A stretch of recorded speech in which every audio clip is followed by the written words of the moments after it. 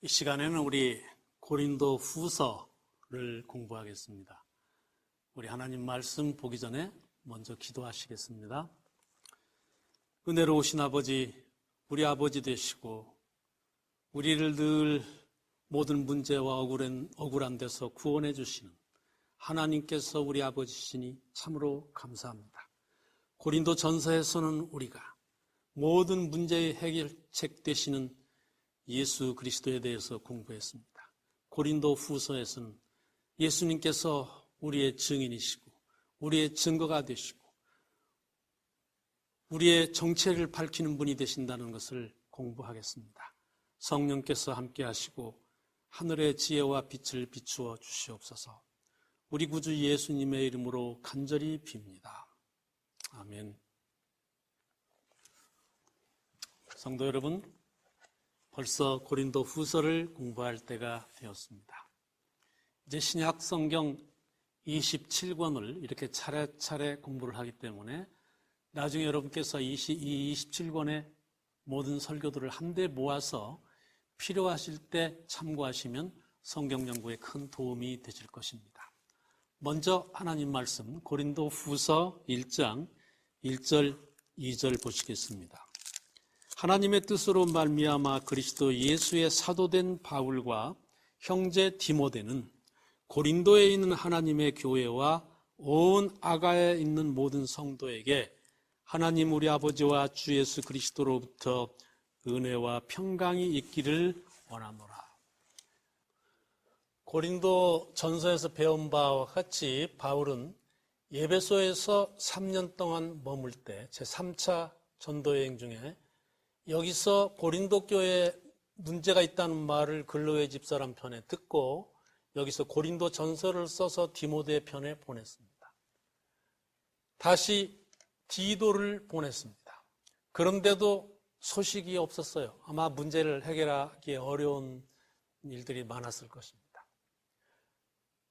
그러는 기다리는 도중에 은장색 사건이 벌어져서 바울이 에베소에 더 이상 못 있게 됐습니다.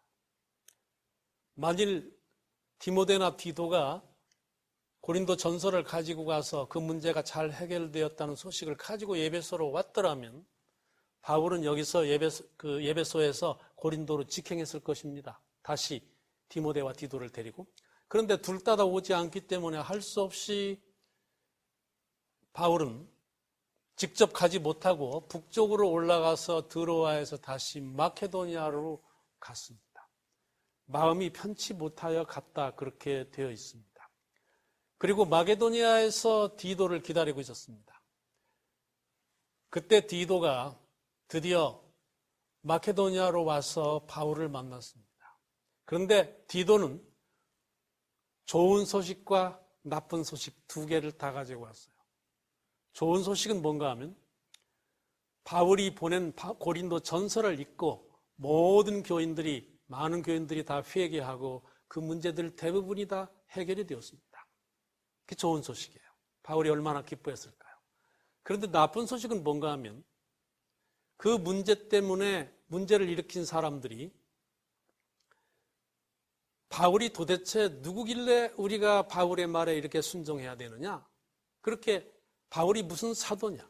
누가 바울을 사도로 임명했느냐? 바울의 사도라는 추천장이 어디 있느냐? 그렇게 바울의 사도직을 공격했습니다. 이게 나쁜 소식이에요. 그래서 바울은 그 소식을 듣고 즉시로 고린도 후서를 썼습니다. 그러니까 여러분 고린도 후서의 목적이 뭐겠어요? 바울이 자기의 사도직을 변호하는 것입니다. 내가 사도인 것은 이런 이유 때문에 사도인 것이다. 그렇게 사도직을 변호하는 것이 고린도 후서의 주요 목적입니다. 거기에서 우리가 많은 중요한 것들을 알 수 있기 때문에, 많은 중요한 말씀들이 있기 때문에 성경에 그게 들어왔죠. 그래서 디도가 먼저 고린도 후서를 가지고 먼저 갔습니다. 고린도에. 그 문제를 해결하기 위해서. 그런 다음에 문제가 웬만큼 해결한 다음에 바울이 고린도에 도착해서 여기서 석 달을 머물었죠. 3차 여행 때. 이 석 달 머물면서 갈라디아서와 로마서를 여기에 쓰고 그 다음에 다시 예루살렘으로 돌아갔습니다. 그게 3차 여행입니다. 그러면 여러분 고린도 후서가 어디에서 왜 쓰여졌는지 아시겠죠? 이 마케도니아 어느 지방에서, 어느 지방인지는 모르겠어요. 빌립보에서 썼는지 데살로니카에서 썼는지 베레아에서 썼는지, 그냥 성경에는 마케도니아라고만 되어 있습니다. 여기서 썼고 중요한 목적은 사도직의 공격을 받은 다음에 그 공격을 변호하기 위해서 고린도 후서가 쓰여졌습니다. 따라서 고린도 후서의 구조는 간단합니다. 세 부분으로 되어 있습니다. 1장부터 7장까지는 사도직에 대한 소극적인 해명입니다. 그 다음에 8장, 9장은 예루살렘을 위한 헌금, 연금에 대한 권면입니다. 그 다음에 10장부터 13장까지는 사도직에 대한 적극적인 해명입니다. 바울은 아마 9장까지 헌금에 대한 장려까지 마치려고 했을지 모르겠습니다. 그러다가 아직도 사도직에 대한 해명이 조금 부족하다고 생각해서 10장부터 13장까지 넉 장을 더 좀 적극적으로 해명하는 데 사용했습니다. 이렇게 세 부분으로 되어 있습니다. 고린도 후서의 특징을 좀 말씀드리겠습니다. 고린도 후서는 고린도 전서가 여러분 가장 바울 편지서 중에서 조직적인 편지라고 말씀드렸죠. 어떤 문제를 들고 그 문제에 대한 해결책을 하나씩 쓴 것이기 때문에 가장 조직적인 편지인데, 고린도 후서는 그 반대로 바울 편지서 중에서 가장 비조직적인 편지입니다. 이건 사도직을 공격받고 공격에 대한 방어이기 때문에 조직적으로 할 필요도 없었고 조직적으로 되지도 아마 않았을 거예요. 자기를 변명할 때는 조직적으로 잘 되지 않죠. 그래서 연금 문제도 나오고 또 다른 문제도 나오고 이렇게 나오게 됩니다. 두 번째 특징은 뭐냐면 고린도 후서에서 우리는 바울의 자서전적인 기록을 제일 많이 볼 수가 있습니다. 아무래도 자기를 변호하고 변명하기 위해서는 자기에 대해서 말하지 않을 수 없기 때문에 다른 데서는 볼 수 없는 바울의 개인적인 일들을 우리가 고린도 후서에서 많이 찾아볼 수 있습니다. 특별히 후반부 적극적인 해명을 하는 부분에서 찾아볼 수가 있습니다. 11장 23절에서 27절까지 보면은 바울이 자기가 얼마나 많은 고난을 당했는가 쭉 나옵니다. 바울이 당한 고난들을 여기서 우리가 볼 수 있어요. 매도 수없이 맞고 강의 위험, 바다의 위험, 강도의 위험, 죽을 뻔한 고비도 많이 넘기는 무수한 고난을 바울이 당했다고 고백하고 있습니다. 또 바울의 자랑도 볼 수가 있습니다. 바울이 11장에서 22절부터 보면 너희가 히브리인이냐? 나도 히브리인이며, 너희가 아브라함의 자손이냐? 나도 아브라함의 자손이며, 너희가 이스라엘이냐? 나도 이스라엘이다. 이렇게 자기 신분에 대해서 변호하는 걸 볼 수가 있습니다. 또 12장 7절에 보면 바울이 자기 몸에 육체의 가시가 있어서 자기가 3번이나 하나님께 그것을 명쾌해달라고 간구했다는 것도, 그런 고백도 역시 12장에 나오고 있습니다. 이런 개인적인 사건들과 개인적인 사정들이 후반부에 나오고 있는 것이 특징 중에 하나입니다. 또 고린도 후서에는 우리가 알고 있는 유명한 구절들이 많이 나옵니다. 4장 16절에 보면 우리의 겉사람은 후패하나 낡아지나 우리의 속사람은 날로 새롭도다. 그런 유명한 말씀 4장에 나오고요. 5장 14절에 보면 AY의 표어가 나옵니다. 그리스도의 사랑이 우리를 강권하시는도다. 이런 거 다 잘 아시죠? 이것도 고린도 후서 5장 14절에 나옵니다. 또 5장 17절에 보면 유명한 말씀이 나옵니다. 누구든지 그리스도 안에 있으면 뭡니까? 새로운 피조물이라 이전 것은 지나갔으니 보라 새 것이 되었도다. 여러분, 이 바울의 모든 신학을, 그가 방대한 편지를 썼지만 바울의 모든 신학을 한마디로 말한다면, 바울이 아라비아에서 깨닫고 그가 무수하게 기도하면서 다메섹에서 예수님을 만난 이후에 그가 무수하게 기도하면서 깨달은 것을 한마디로 말한다면 바로 고린도후서 5장 17절입니다. 왜 메시아가 오셨는데도 아직 세상은 그대로냐? 거기에 대해서 그는 분명히 깨달았어요. 누구든지 그리스도 안에 있으면 새로운 피조물이다. 여러분, 새로운 피조물이 뭡니까? 모든 것을 소유한 사람입니다. 하나님의 자녀입니다. 영생을 즉각 소유한 사람입니다. 그리스도 안에 있으면 모든 것이 다 이루어지는 것이다. 이미 이루어졌다. 그리스도께서 오셨기 때문에 바울은 그것을 깨닫고 너무나 기뻐했습니다. 그것이 5장 17절에 잘 나타나 있습니다. 또 6장도 유명한 말씀이 많습니다. 6장 8절에서부터 10절까지 보면 우리는 속이는 자 같으나 참되고 무명한 자 같으나 유명한 자요, 죽은 자 같으나 산 자요. 우리 그리스도인이 어떤 사람인가를, 그리스도인의 정체를 잘 밝히고 있습니다. 또 6장 14절서부터 16절부터 보면은 너희는 믿지 않는 자와 짝하지 말라는 유명한 말씀도 나옵니다. 고린도후서 7장 10절에서부터 11절까지 보면 하나님의 뜻대로 하는 근심은 우리로 하여금 후회할 것이 없는 회개에 이르게 한다 그랬어요. 그러니까 여러분, 하나님의 뜻대로 하는 근심은 좋은 겁니다. 많은 사람들이 우리 재림교인들은 근심이 너무 많다고 말해요. 표준은 높고 표준을 달성하지 못해서 너무 그냥 걱정이 많고 자신이 없고 구원의 기쁨이 없다고 말하지만은 여러분, 근심이 있는 건 좋은 겁니다. 하나님의 뜻대로 하는 근심이야말로 후회할 것이 없는 참된 회개로 이끌어준다고 했습니다. 그러니까 여러분, 우리 근심 때문에 너무 근심하지 않기를 바랍니다. 하나님의 뜻대로 하는 근심은 좋은 겁니다. 또 고린도후서 13장 5절에 보면 유명한 말씀이 나옵니다. 너희가 믿음에 있는가 너희 자신을 시험하고 확증하라 그랬어요. 너희 안에 그리스도가 계신 것을 알지 못하느냐 그랬어요. 만일 너희 안에 그리스도가 계시지 않는다면, 참 이게 엄숙한 말씀이죠. 우리 13장에서 다시 한번 보겠습니다. 우리 그러면 고린도후서의 첫 번째 부분, 몇 장부터 몇 장까지입니까? 1장부터 7장까지죠. 우리 첫 번째 부분을 보시겠습니다. 첫 번째 부분 내용이 뭐라고 그랬어요? 사도직에 대한 소극적인 해명입니다.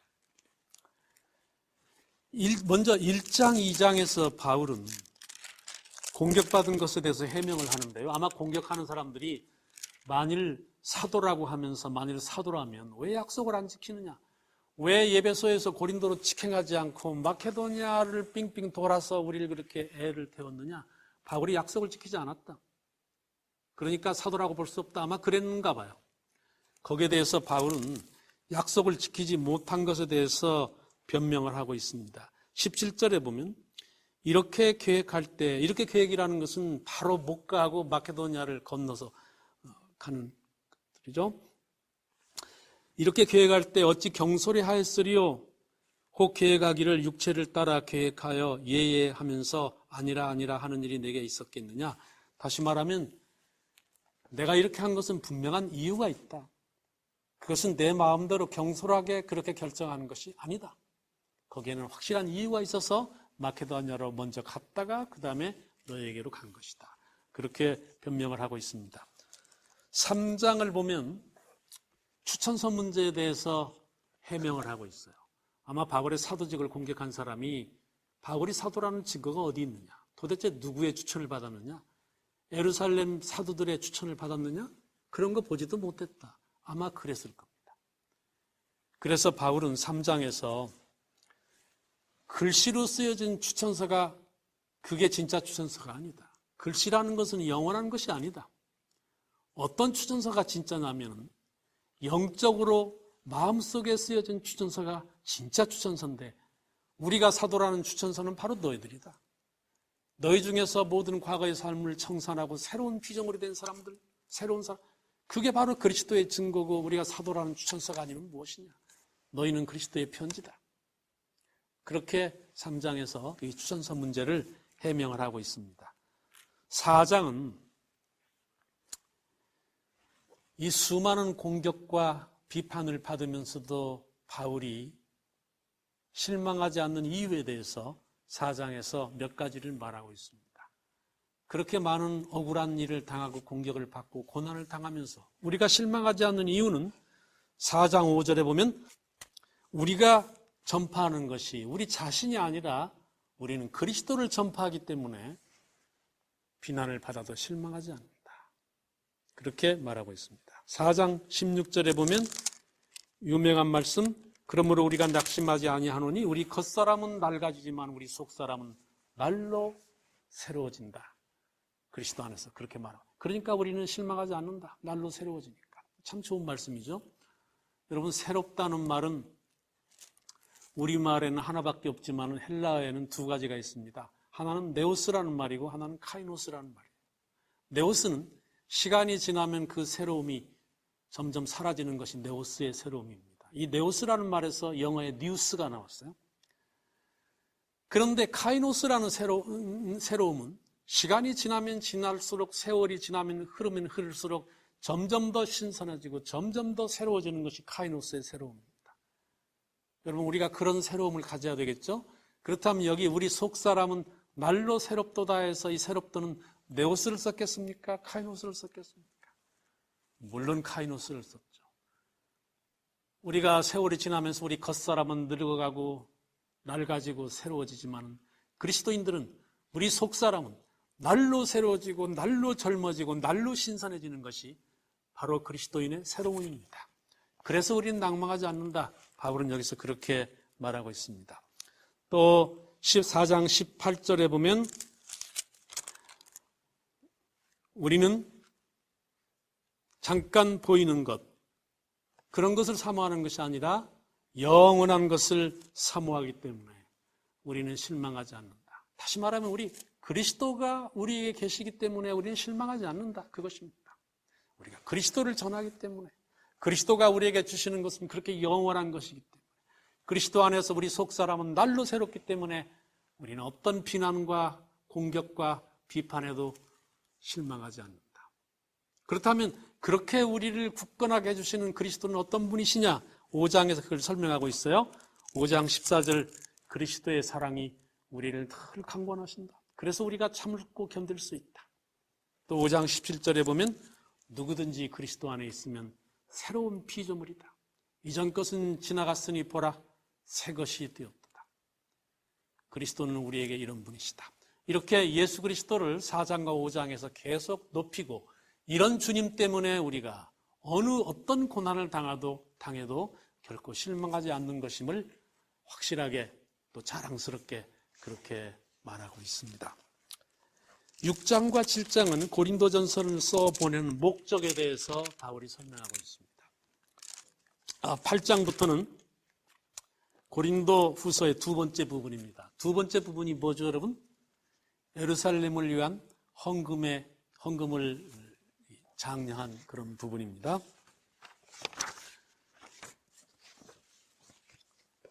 8장을 보면요, 헌금의 목적에 대해서 잘 설명하고 있어요. 여러분, 그래서 우리가 헌금에 대해서, 헌금의 목적이나 헌금의 법칙이나 헌금의 자세나 헌금의 유익을 알고 싶으면 우리가 8장과 9장을 보시면 됩니다. 헌금의 참된 뜻을 알고 싶으시면 우리가 8장과 9장 찾아보시면 돼요. 8장은 먼저 헌금의 목적에 대해서 설명합니다. 왜 우리가 하나님께 헌금하냐, 연금하냐? 8장 9절에 보면 우리가 그리스도의 모본을 따르기 위해서다. 예수님께서는 우리를 위해서 가난하게 되셨다. 우리를 부유하게 하시려고 가난하게 되셨다. 우리도 주님의 모본을 따라서 다른 사람을 돕기 위해서 헌금하는 것이다. 두 번째로 10절에 보면 헌금은 우리의 유익을 위한 것이다. 그렇게 말합니다. 헌금은 이게 남을 위해서 드리는 것이지만, 하나님을 위해서 드리는 것이지만 결국은 우리의 유익으로 돌아온다. 그렇게 가르쳐주고 있죠. 또 세 번째로 헌금의 목적은 14절에 보면 이제 너희의 넉넉한 것으로 그들의 부족한 것을 보충하고 후에 그들의 넉넉한 것으로 너희의 부족한 것을 보충하여 균등하게 하려 합니다. 그러니까 우리가 지금 헌금을 하는 것은 우리가 좀 할 수 있을 때 이렇게 헌금을 해서 다른 사람을 넉넉하게 하고, 언젠가 우리가 어려울 때 또 다른 사람들이 헌금해서 우리를 넉넉하게 하는, 그게 헌금의 목적이다. 우리가 지금은 잘 살게 되었지만 얼마 전까지만 해도 한국교회는 전 세계의 도움을 받았죠. 6.25 전쟁 이후에 얼마나 많은 도움을 받았습니까? 그래서 우리 교회가 성장했습니다. 이제는 우리 차례입니다. 우리가 전 세계 어려운 교회들을 이제 도와줄 차례입니다. 이게 헌금의 목적이죠. 이 헌금의 목적에 대해서 8장에서 잘 설명하고 있습니다. 9장은 헌금의 자세에 대해서, 우리가 헌금을 할 때 어떻게 해야 될까 자세에 대해서 설명을 하고 있는데요. 9장 5절에 보면은 연보를 미리 준비하라 그렇게 말씀했습니다. 미리미리 준비해라. 우리가 사실 안식일에 드리는 헌금도 혹은 11조도 미리 준비하는 게 참 좋죠. 제가 한번 은혜요양원이라는 정신지체아들 있는 교회에 가서 그들이 예배드리는 모습을 본 일이 있는데, 헌금 바구니가 돌아오자 헌금을 하는데요, 아주 작은 돈을 하지만 꼭 봉투에 넣어서 바구니에 넣는 것을 보았어요. 그냥 동전 하나를 딸랑 던지는 것이 아니라 꼭 봉투에 넣어서 냈습니다. 그게 정성이죠. 그래서 제가 거기서 하나 배웠어요.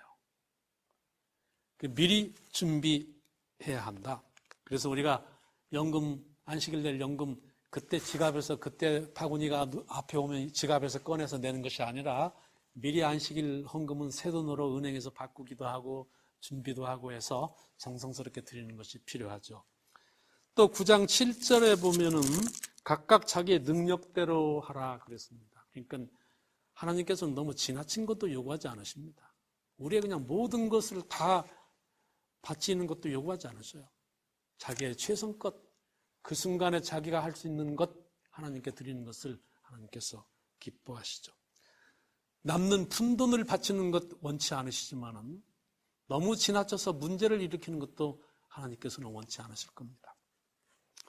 또 9장 7절에 보면 세 번째로 즐겨내는, 하나님께서는 즐겨내는 자를 사랑하신다 그랬어요. 연금의 기본 자세는 즐거움입니다. 자원하는 마음이죠. 억지로 의무적으로 내는 것이 아닙니다. 9장 6절에 보면 헌금의 법칙이 나옵니다. 적게 심는 자는 적게 거두고 많이 심는 자는 많이 거둔다. 이게 헌금의 법칙입니다. 우리가 넉넉하게 주님께 드리면 넉넉하게 우리한테 돌아올 것입니다. 그 다음에 또 10절서부터 보면 우리가 헌금할 때 어떤 유익이 오는가가 10절서부터 잘 나와 있습니다. 너희 심을 것을 주사 풍성하게 하시고 너의 의의 열매를 더하게 하시리라. 이 세상에서도 헌금에 넉넉한 사람은 이 세상에서도 풍성한 물질적인 축복을 받는 것은 물론이고 영적인 축복도 넉넉하게 받을 것이다. 그렇게 말씀하고 있습니다. 세 번째는 우리가 헌금을 하면 할수록 하나님께 점점 많은 감사를 드리게 됩니다. 점점 드릴 것이 많아지고 점점 더 많은 감사를 드리게 되고 마침내 그것이 하나님께 영광이 되는 것이다. 그렇게 우리한테 권면하고 있습니다. 이것이 헌금이 우리한테 유익을 주는 것들입니다. 이렇게 8장과 9장에서 헌금에 대해서 잘 설명하고 있습니다. 제 3부로 가봅시다. 여러분 3부는 무엇입니까? 몇 장부터 시작합니까? 2부가 9장 10장이고요. 3부는 10장부터 13장까지인데 3부의 내용이 뭐죠? 바울이 자기 사도직에 대해서 좀 더 적극적으로 해명하고 있습니다. 아마 1장부터 7장까지 한 해명이 너무나 소극적이라고 생각했는지 몰라요. 이거 가지고는 좀 부족하다 생각했는지 10장서부터는 좀 더 4장에 걸쳐서 적극적으로 사도직에 대해서 해명을 하고 있습니다. 10장은 인간적인 약점에 대한 변호입니다. 10장 7절에 보면 너희는 외모만 보는도다 그랬어요. 10절에 보면은 그 편지들은 무게가 있고 힘이 있으나 그가 몸으로 대할 때는 약하고 말도 시원하지 않다 하나. 아마 바울이 글은 아주 힘이 있고 사람들한테 감명을 많이 준, 직접 만나면 기대에 좀 어그러졌는가 봐요. 말도 좀 시원치 않다고 스스로 고백하고 있습니다. 몸으로 대할 때는 힘이 없다고 했어요. 이런 외모를 보는 것에 대해서 바울은 권면을 하고 있습니다. 외모만 보지 말고 그 내면을 보아야 된다. 그 편지들은 무게가 있지만 실제로 만나보면 그 말이 시원치 않다 그렇게 말하는데, 나는 편지로 보낸 사람이나 말하는 사람이 나는 같은 사람이다. 단지 만났을 때 내가 시원치 않게 보이는 것은 내가 마땅히 해야 할 자랑을 하지 않기 때문이다. 바울은 그렇게 거기서 해명을 하고 있습니다. 11장에 보면요.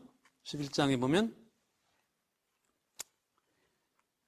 거기 바울이 정말 마음먹고 몇 가지 자랑을 좀 하고 있습니다. 자랑이라고 볼 수도 없는 것이지만은 그게 조금 어색하기 때문에 바울이 나의 좀 어리석은 것을 용서하라 그렇게 말한 다음에,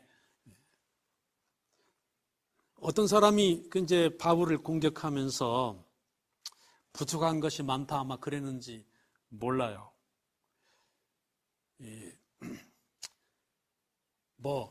예수님을 직접 보기를 했느냐, 처음부터 예수님을 따르는 제자도 아니고, 예수님 부활하실 때 목도한 사람도 아니고, 그런 사람이 무슨 사도냐, 너무 부족한 것이 많다 아마 그렇게 공격했을 겁니다. 거기에 대해서 바울이 몇 가지 말합니다. 5절에 보면 지극히 크다는 사도들보다 내가 부족한 것이 조금도 없는 줄로 생각한다. 또 6절에 보면 지식에도 말에는 부족하지만 지식은 내가 부족하지 않다. 사실 이 말은 사실이죠. 바울처럼 최고의 학자가 없습니다. 가말리엘 문화에서 최고의 학문을 닦았어요. 아무도 지식 가지고는 바울을 뭐라고 말할 수 없습니다. 그 다음에 9절에 보면 내가 살면서 모본이 되었다. 내가 경제적으로도 아무에게나 누를 끼치고 그렇게 산 일이 없다. 사도로서 부족함이 없다. 이렇게 말하는 것이죠. 또 정통성에 대해서도 나는 히브리인 중에 히브리인이고 이스라엘 사람 중에 이스라엘이고 아브라함의 자손이다. 그 다음에 또 5번째는 그 외에도 내가 주님을 위해서 당한 고난이 무수하게 많다. 그러면서 여러 가지 고난을 당한 것을 쭉 말하고 있습니다. 23절서부터 보면 내가 수고를 넘치도록 하고 옥에 갇히기도 더 많이 하고 매도 수없이 많고 여러 번 죽을 뻔하였으니, 3번 태장으로 맞고 1번 돌로 맞고 3번 파손하고 일주야를 깊은 바다에서 지냈으며 여러 번 여행하면서 강의 위험과 강도의 위험과 동족의 위험과 이방인의 위험과 신의 위험과 광야의 위험과 바다의 위험과 거짓 형제들의 위험을 당하고 수고하고 애쓰고 여러 번 차지 못하고 줄이고 목마르고 여러 번 굶고 춥고 헐벗었노라. 이 외에 일은 고사하고 아직도 날마다 내 속에 눌리는 것이 있으니 곧 모든 교회를 위하여 염려하는 것이다. 누가 약하면 내가 약하지 아니하며 누가 실족하게 되면 내가 애타지 아니하더냐. 그래서 어떤 사도들보다도 더 많은 고난을 주님을 위해서 당했다. 바울이 그렇게 고백하고 있습니다. 12장에 보면 바울이 계시받은 것에 대해서, 환상에 대해서 이야기를 했는데, 이 이야기를 하면서 내가 받은 계시가 너무 커서 혹시라도 내가 교만할까 봐서 하나님께서 나에게 육체의 가시를 주었다 그랬습니다. 그게 뭔지 우리 자세히 알 수가 없습니다. 바울이 눈이 나쁘다고 한 것을 봐서 아마 아주 극도의 근시였든지 눈이 아주 나빴든지 아니면 어떤 육체적인 병이 사람들이 무시할 만한 무슨 병이 있든지, 아무튼 바울이 그것 때문에 괴로워서 3번이나 주님께 간구했지만은 주님께서 그때마다 말씀하시기를 내 은혜가 너에게 족하다 그렇게 말씀을 하셨어요. 그리고 내 능력이 너의 약한 데서 온전해질 것이다 그랬습니다. 그래서 바울이 깨달았습니다. 내 이 약함 때문에, 사람들에게 무시받는 이런 약함 때문에 하나님께서 오히려 영광스러워지신다면 그것도 감사한 일이다. 그리고 이것을 이겨냈습니다. 여러분, 우리한테도 육체의 가시들이 많죠. 여러 가지 고통스러운 일들이 많습니다. 그러나 우리 약한 데서 하나님께서 오히려 영광을 받으시고 영화롭게 되신다면 우리 그 참고 제 이름의 날까지 주께서 주실 큰 상급과 기쁨을 우리가 바라보고 살아야 할 것입니다. 13절에 보면 바울이 여러 가지 마지막 권면을 하셨습니다. 그 중에서도 유명한 절은 13장 5절입니다. 우리 13장 5절을 찾으셨으면 같이 한번 읽어보실까요? 시작. 너희는 믿음 안에 있는가? 너희 자신을 시험하고 너희 자신을 확증하라. 예수 그리스도께서 너희 안에 계신 줄을 너희가 스스로 알지 못하느냐? 그렇지 않으면 너희가 버림받은 자니라. 이게 참 엄숙한 말씀이죠. 우리가 믿음이 있는 걸 어떻게 알 수 있습니까? 믿음이 좋다는 것은 무슨 말이고 믿음이 약하다는 것은 무슨 말입니까?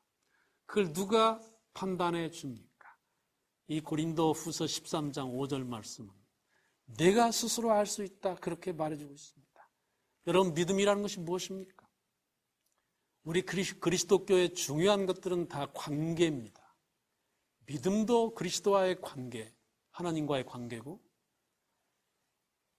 우리 성화도 그리스도와의 관계죠. 그리스도 안에 있을 때만 그걸 우리가 성화라고 부릅니다. 완전도 마찬가지예요. 그리스도 안에 있을 때만 그걸 완전이라고 부릅니다. 아무리 도덕적으로 완전해도 그리스도 밖에 있으면 그걸 우리는 완전이라고 부르지 않아요. 성화라고 부르지도 않습니다. 모든 것이 다 그리스도와의 관계로 우리가 이해합니다. 믿음도 마찬가지죠. 믿음은 특별히 사랑의 관계죠. 살을 먹고 피를 마신 만큼 그렇게 긴밀한 사랑의 관계, 영적인 관계를 우리가 믿음이라고 합니다. 따라서 사랑이 식으면 제일 먼저 알 수 있는 사람은 누군가 하면 자기 자신입니다. 사랑하는 남자와 여자가 있을 때 둘이 사랑할 때는 굉장하죠. 서로 선물도 가장 좋은 것도 주고 서로 같이 있고 싶어하고 전화를 하면 끝이 없고 굉장하죠. 그러나 사랑이 식으면 어떻습니까? 전화 오는 것도 부담스럽고 만나는 것도 싫고, 사랑이 식으면 제일 먼저 깨닫는 것이 바로 자기입니다. 따라서 여러분, 믿음이 그리스도와 우리 사이의 사랑의 관계라면 그 사랑이 식으면, 믿음이 식으면 제일 먼저 깨닫는 것이 우리입니다. 내가 알 수 있어요.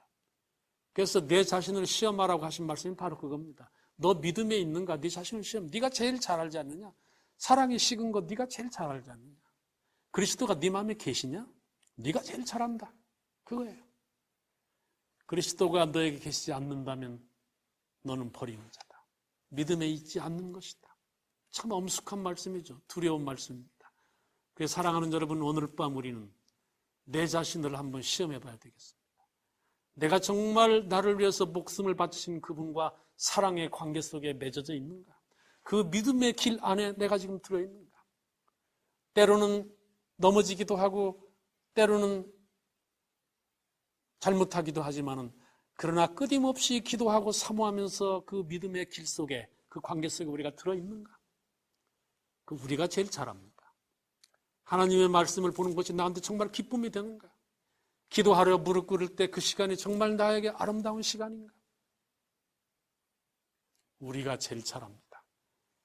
오늘 밤 우리의 믿음을 다시 한번 생각해 보시면서 하나님과 나 사이, 그리스도와 나 사이의 아름다운 믿음의 관계 속에 다시 한번 우리가 굳게 서시기를 이 시간에 간절히 바랍니다.